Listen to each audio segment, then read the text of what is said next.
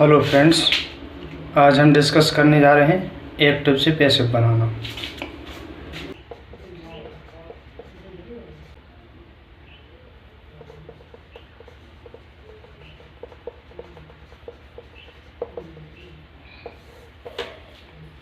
Active voice क्या कहलाती है? वह वॉइस जिसमें सब्जेक्ट को कार्य करते हुए दिखाया जा रहा है कि सब्जेक्ट कार्य कर रहा है, और पैसिव वॉइस वह वॉइस होती है जिसमें ये दिखाया जाता है कि ऑब्जेक्ट पर कार्य किया जा रहा है। जैसे फॉर एग्जांपल, मैं खाना खा रहा हूँ तो इसमें मेरी बात हो रही है, यानी कि मैं काम कर रहा हूँ खाने का। यदि बोला जाए कि खाना खा लिया गया है, तो जो ऑब्जेक्ट है खाना यानी कि फूड, उस पर कार्य किया जा रहा है। तो एक्टिव से पैसिव बनाने के कुछ रूल्स होते हैं। देखिए, सबसे पहले क्या करते हैं, ऑब्जेक्ट को सब्जेक्ट बना देते हैं। दूसरा रूल होता है टेंस निम्न प्रकार चेंज करते हैं।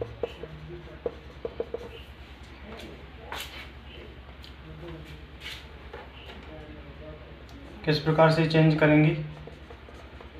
जो इंडेफिनिट टेंस होते हैं वो चेंज हो जाएंगे कंटिन्यूअस में। इसका मतलब हुआ कि जो प्रेजेंट इंडेफिनिट टेंस होता है वो जाएगा प्रेजेंट कंटिन्यूअस में, past indefinite past continuous, future indefinite future continuous. तो प्रेजेंट इंडेफिनिट हम कैसे पहचानेंगे सेंटेंस में कि ये प्रेजेंट इंडेफिनिट टेंस है? जो सेंटेंस होगा उसमें या तो वर्ब की फर्स्ट फॉर्म लगी रहती है, या वर्ब में ऐसे ही ऐसे लगा रहता है, या नेगेटिव और इंट्रोगेटिव सेंटेंस में डू डज लगा रहता है। तो हमें पता चल जाएगा कि वो प्रेजेंट इंडेफिनिट का सेंटेंस है। जब ये सिचुएशन हमें मिलती है तो हम उसको कंटिन्यूअस में कर देते हैं, यानी कि एजएमआर लगा देते हैं सब्जेक्ट के अकॉर्डिंग। इसी तरीके से जो पास्ट इंडेफिनिट होता है उसे चेंज करेंगे पास्ट कंटिन्यूअस है। पास्ट कंटिन्यूअस को कैसे रिकॉग्नाइज करेंगे? अफर्मेटिव सेंटेंस में वर्ब की सेकंड फॉर्म लगी रहती है और नेगेटिव और इंट्रोगेटिव में डिड नॉट लगा रहता है। और फ्यूचर इंडेफिनिट में क्या होता है? विल या शैल लगा रहता है। तो कंटिन्यूअस में क्या हो जाएगा? Will be shall be. और यदि सेंटेंस पहले से कंटिन्यूअस है तो कंटिन्यूअस ही रहेगा, बट इसमें बीइंग जुड़ जाएगा। इसका मतलब है कि जो फ्यूचर प्रेजेंट कंटिन्यूअस है उसकी हेल्पिंग वर्ब होती है एजएमआर। तो एजएमआर का चेंज होगा is being, am being, are being, but subject के अकॉर्डिंग चेंज हो जाएगी हेल्पिंग वर्ब। और जैसे पास्ट कंटिन्यूअस होता है तो पास्ट कंटिन्यूअस का होगा was being, were being. Future continuous की पैसिव वॉइस बनती नहीं है क्योंकि इसमें बी पहले से ही लगा रहता है, जैसे विल बी, शैल बी। तो जो फ्यूचर कंटिन्यूअस होगा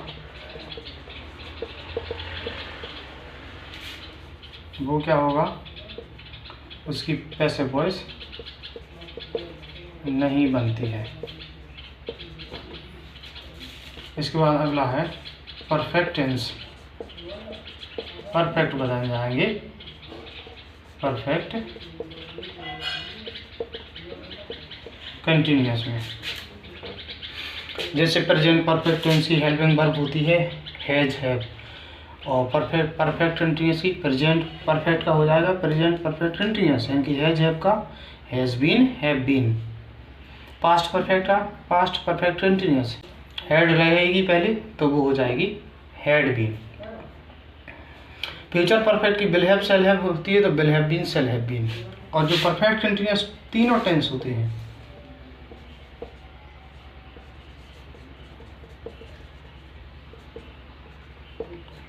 वो उनकी पैसिव वॉइस नहीं बनती है। कौन सी perfect continuous? Present perfect continuous, past perfect continuous और फ्यूचर परफेक्ट कंटिन्यूअस, क्योंकि उसमें बी फॉर्म परफेक्ट की पहले से ही लगी रहती है। Been, has been, have been, had been, will have been, shall have been, इस कारण से उनकी पैसिव वॉइस नहीं बनती है। अगला रूल्स होता है तीसरा, ये हमने 2 रूल पढ़ लिए, ये दूसरे के अंतर्गत थे सारे। वर्ब की थर्ड फॉर्म कर देते हैं। और चौथा है